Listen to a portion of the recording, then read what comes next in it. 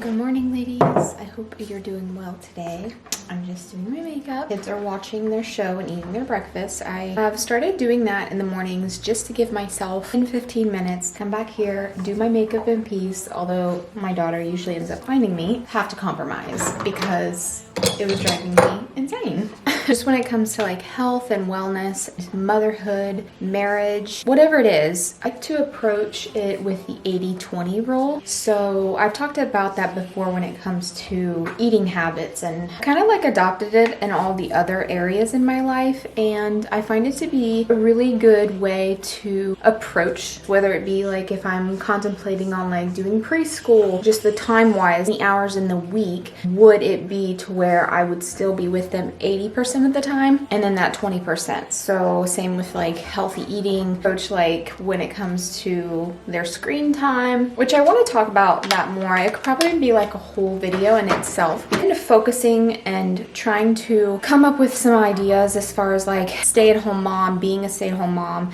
I have tons of ideas and topics here, but if you are a stay-at-home mom, if you could leave like a pink heart with maybe a question about experience as a stay-at-home mom or any things that you're struggling with. I've been doing a lot of decluttering and deep cleaning and just getting rid of things, preparing the rooms like Josiah's room for winter. I got their sandbox ready, and then I brought out their bouncy house. Something that I've really been immersing myself in lately is The Empowered Wife. I've read the book and I listened to the podcast, but I've really been trying to immerse myself in the skills. So I wrote down some, actually I have like my empowered wife journey here. So anytime that things happen or lessons that I've learned or things that I wish I would have done differently, or when the skills had worked, I just like write them in here. So the empowered wife phrases. I will link these below for you ladies if you're interested. If you want to find ways in which you can respect your husband more, but also just even if you feel like, oh, my marriage is good, make it a little bit better, you know? He calls cheat phrases, and because they help you restore intimacy fast, even when emotions are high or communication feels hard. I have like all the phrases here.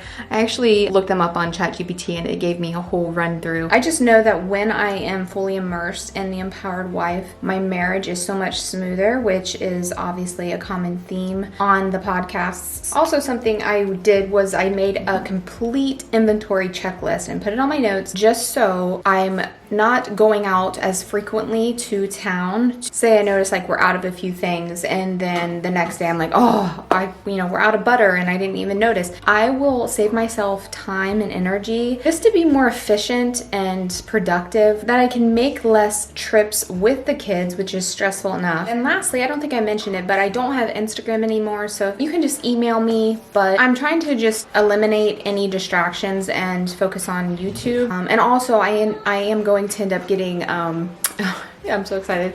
It's going to come in the mail soon, but it's the Samsung Folder 2. It's like a white flip phone, and I've always wanted one of those. At first, I was like, is this really even practical? Because we're so dependent on our phones and our apps, and I was looking at like, okay, I'm going to go through every app and be like, is there any of these apps that I can't use on the laptop? So I went through like the bank, Spotify, and the only one I was really concerned about was GPS, because you kind of need that as a safety. It does have the GPS, and it does have also like those apps in themselves, but it just makes it a little bit more difficult to access them. And so yeah, that should be coming soon. I'm really excited. I'll show you ladies when I get it. But anyways, I'm gonna go ahead and get dressed. I'm still in my nightgown, and we're gonna tidy up the house a little bit, make the bed, and do our Bible study with our friend, and then yeah, we'll see what else we can get into. Like I said, I have my hair appointment later on. I'm just going to get like a root touch up. I'm not gonna get like full on overall highlights. Are you gonna help mommy clean the house? Yeah, she's a good helper. Yes, you are. All right, let's go ahead and get started. Alright ladies, I wanted to share my 8 morning habits for a healthy lifestyle, things that you can do, especially if you're a stay-at-home mom. As you know, I love doing morning routines, and I love trying to tweak and perfect my morning routine to give me the optimal results and to really set the tone and sometimes reset the tone when I get off track a little bit.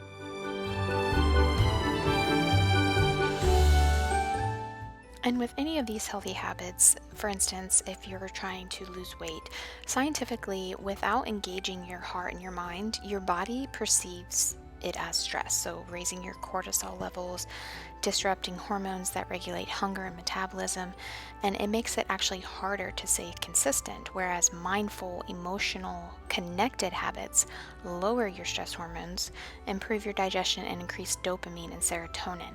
So in short, you want to get your heart involved in these things and not to just do them perfunctory or just out of obligation.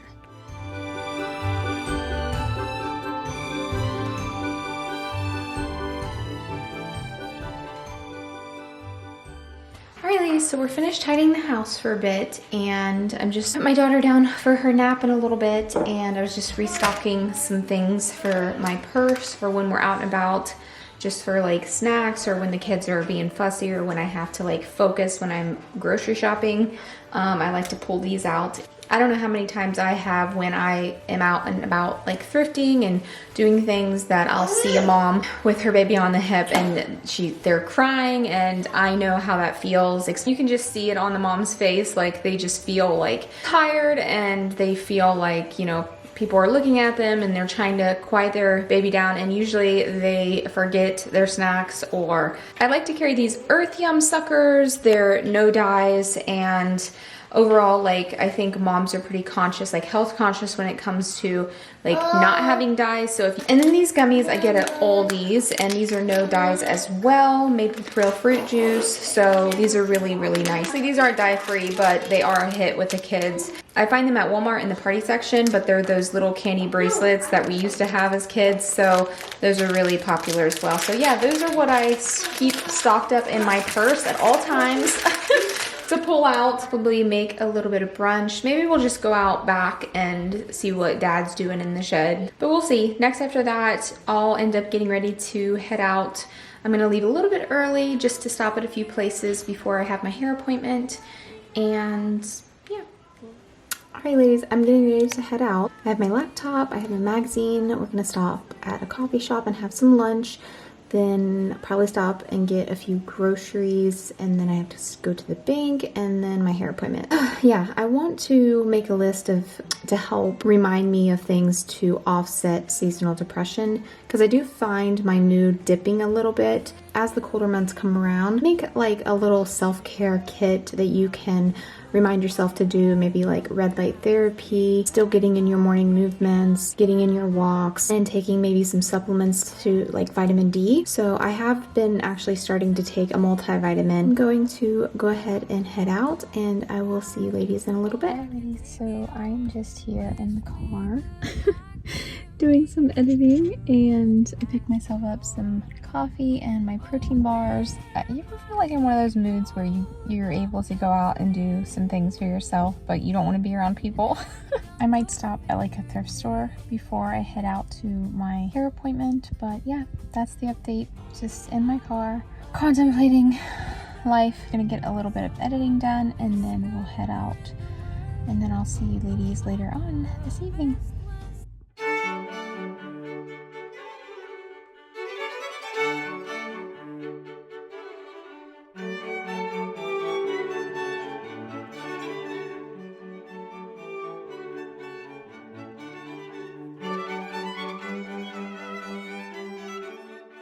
Ladies, it is towards the evening time, and I just got finished doing my self tanner. I wanted to share with you the brand that I use.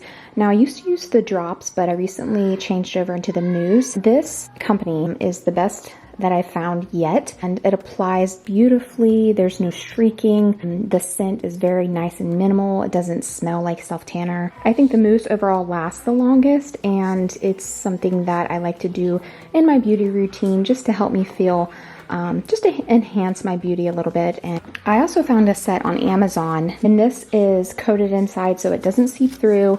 It applies beautifully. They have something for your back and also for your face, and it was only like $10 on Amazon, so I will link below this for you ladies.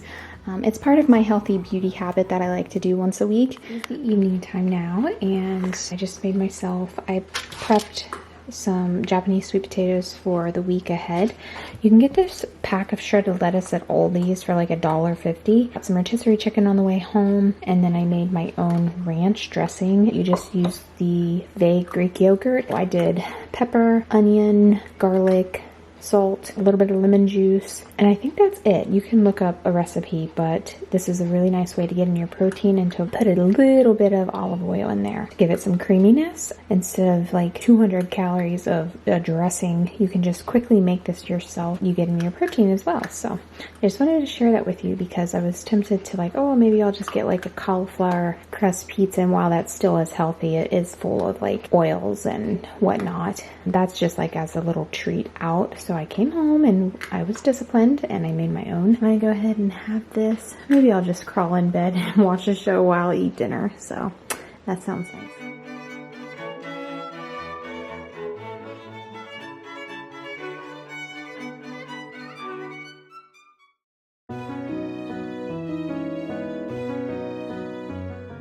Alright, good morning ladies. It is a new day and I wanted to share the 8 simple habits that support my health, my healing and peace, and to just start your morning grounded, calm, and productive as a stay-at-home mom. And if you can, doing these habits in the morning creates a ripple effect throughout the rest of the day. By setting a positive, grounded tone, it's boosting your energy, focus, and mood so that each habit choice naturally leads to another.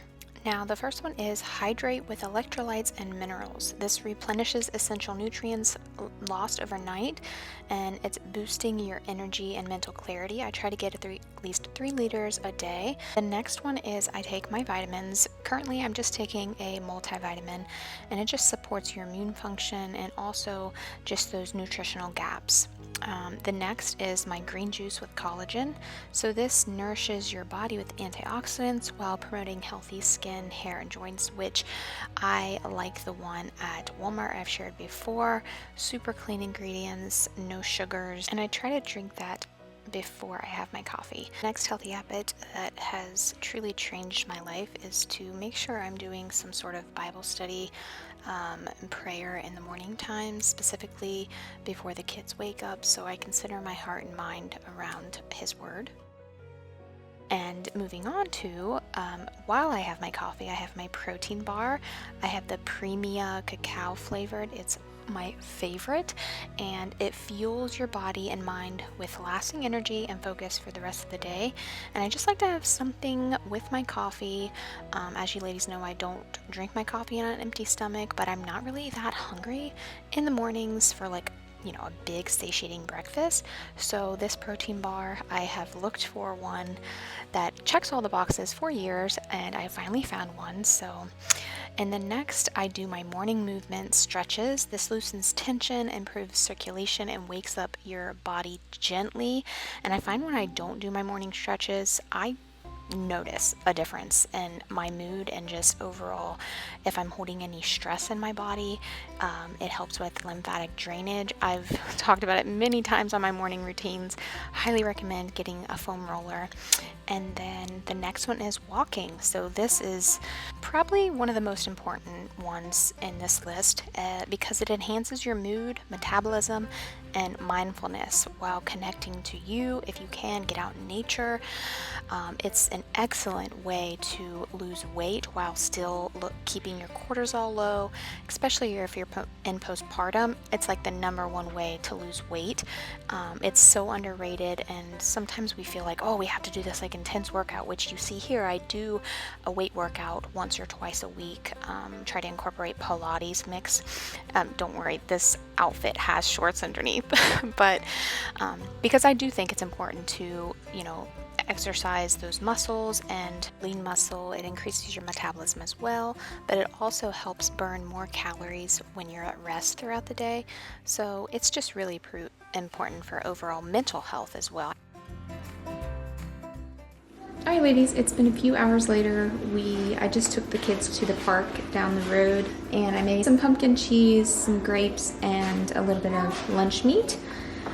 Yeah, I was just studying up a little bit on, right now, as I mentioned, I'm like learning and going over like the Empowered Wife cheap phrases, but also I've been learning a lot about like attachment styles and the main 4 attachment styles in relationships or in like marriage. And I find it to be really interesting. Like, I always like to get to the psychological roots of behavior and just better understand myself. That way I can improve wherever there's hindrance in my relationships or in my marriage, like why we think and act the way we do. And I think it's really interesting. I would recommend looking it up. Of course, this doesn't mean it's like set in stone. With each new experience in life, your attachment style can change, but it helps you get a better understanding of yourself and your emotional well-being and how you can improve on that. This, Mom.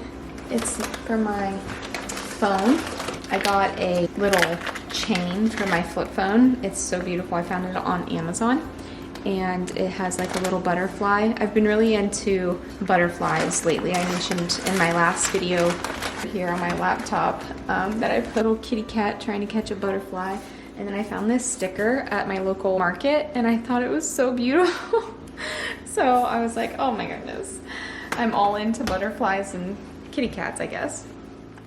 All right, ladies, so I wanted to come back here and talk a little bit more about attachment and what I've been learning about it and why it's really important as wives we understand if we have a specific attachment so we can better understand ourselves and our emotions, but also like if there's things that we are struggling. Like I've mentioned in the past before, I struggle with affection and how it relates to my specific attachment, which is the fearful avoidant. Just uncover those deep intrinsic, like rooted psychological patterns. And really, I think the first step is to becoming aware of that. So that's why I want to share it, is because maybe you've never heard of attachment. And when I first learned of it, it really was just so eye-opening and really helped me, again, like I said, to recognize the pattern. And then when I start to spiral in my thought process, if I get triggered by my husband of maybe a thoughtless word or some sarcasm, to really recognize, like, not to like go to extremes or have black and white or catastrophe thinking, but really have soundness of mind and just to come at it at a more,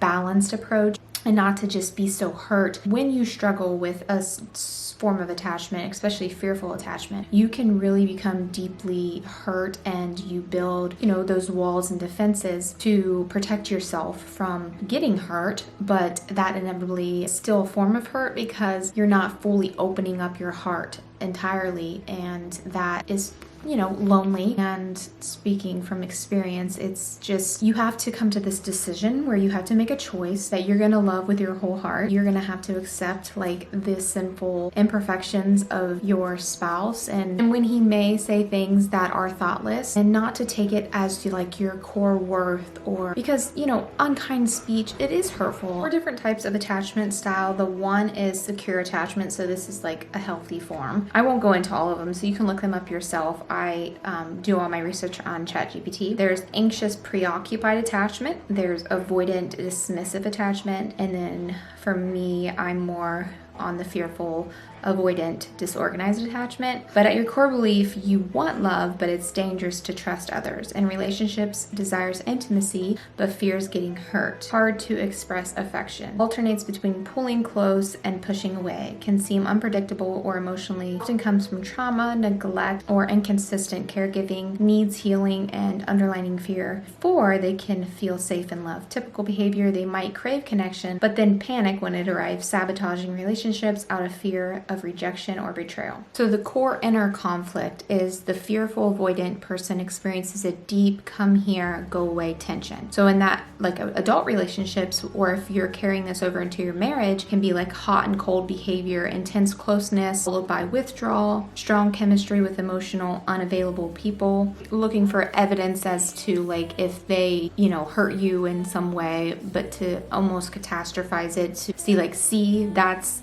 that's exactly why I didn't open my heart to you, sort of thing. Self-sabotage, ending or ruining good relationship due to fear, deep shame or guilt, overthinking. Going into how to heal, it takes consistency, but recognizing the pattern, notice your triggers. When you feel overwhelmed by closeness or distance, awareness is the first step toward choice. So for me, it used to be very uncomfortable. I'm getting much better, but to show affection and to really set in that feeling and basically drop my defenses and open my heart. And my friends can play it off like if they like go in to like give me a hug or whatever, I'm like, you know. I think that what's really important is consistency, like continuing to do the thing that's uncomfortable until it becomes comfortable. To create emotional safety, this means soothing your nervous system when you feel threatened. Healing happens in relationships, so finding safe friends, partners, even a therapist consistently to help rewire your attachment systems. And I think this is important, I think, for husbands as well, to know if your wife has a certain attachment style, how you can help her heal from that. So yeah, I just wanted to share that. You can do your own research, like I said, on the other attachment styles and see if there's something that you relate to. Try to just do some research on that and see where you can improve and just be more aware of your thought patterns and your behaviors and why you think and act the way you do in your relationship. And I would love to see maybe Cynthia or Caitlin, some sort of video on, I don't think I would be well equipped, how that can affect like our femininity and as our development in our womanhood and our growth. And until we get to those psychological roots and change that pattern of behavior, like we can't fully step into our femininity, I don't feel like. And that's what I'm working through now, to feel that where you can just, you know, drop in a sense those defenses and those walls, and to fully lean into that protective, you know, the masculinity of the man. And it just takes a lot of inner work and healing come to the secure attachment. Like I mentioned, I'm going to go out later on this evening and do some errands, get ready for our assembly tomorrow.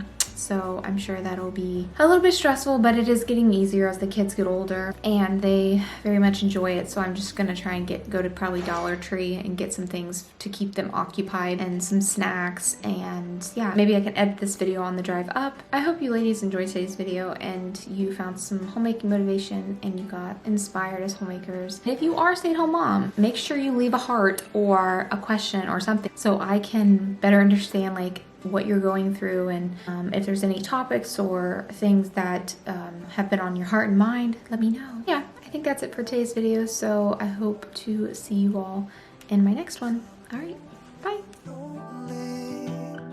I'm starting to grow old, and I thought my youth would last forever. Take me back to when we were kids and didn't care if we were acting stupid, 'cause all we had was us. If I close my eyes